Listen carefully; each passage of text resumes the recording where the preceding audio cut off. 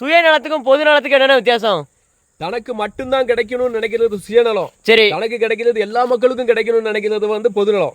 இப்போ அன்னதானத்தை எடுத்துக்கிட்டேன்னா தான் மட்டும்தான் சாப்பிடணும், தான் வயிறு மட்டும்தான் நிறையணும்னு நினைக்கிறது வந்து சுயநலம். தனக்கு கிடைக்கிற சாப்பாடு உணவு வந்து எல்லா மக்களோட வயிறார சாப்பிடணும்னு நினைக்கிறது வந்து பொதுநலம்.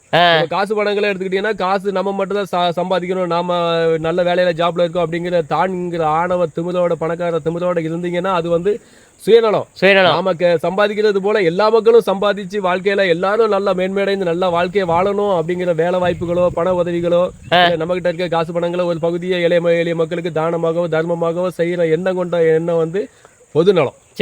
சுயநலம் இன்றி பொதுநலம் கருதி யார் ஒருவர் செயல்படுகிறாரோ அவங்களுக்குள்ள இறைவன் இருந்து நல்வழியை நடத்தி கொண்டே இருப்பாங்க. அவங்க இந்த உலகத்துல சில பெரிய மாற்றங்களே உருவாக்குறதுக்குள்ள அறிவு ஆற்றல் இறைவன் அவங்களுக்குள்ள கொடுத்துக்கிட்டே இருப்பார். அதனால பொதுநலங்கள் கருதி நம்ம இந்த மக்களுக்குள்ள இருந்து செயல்படுவோம். இந்த உலகம் ரொம்ப குறுகிய உலகம்.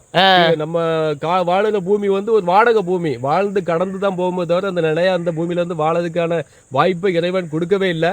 அதனால சுயநலம் இன்றி பொதுநலம் கருதி நம்ம செயல்படுவோம். வாழ்க்கையில எல்லோரும் சந்தோஷமாக மகிழ்ச்சியாக வாழ்ந்து இந்த யுகத்தை வாழ்ந்து கழிப்போம். Okay, thank you.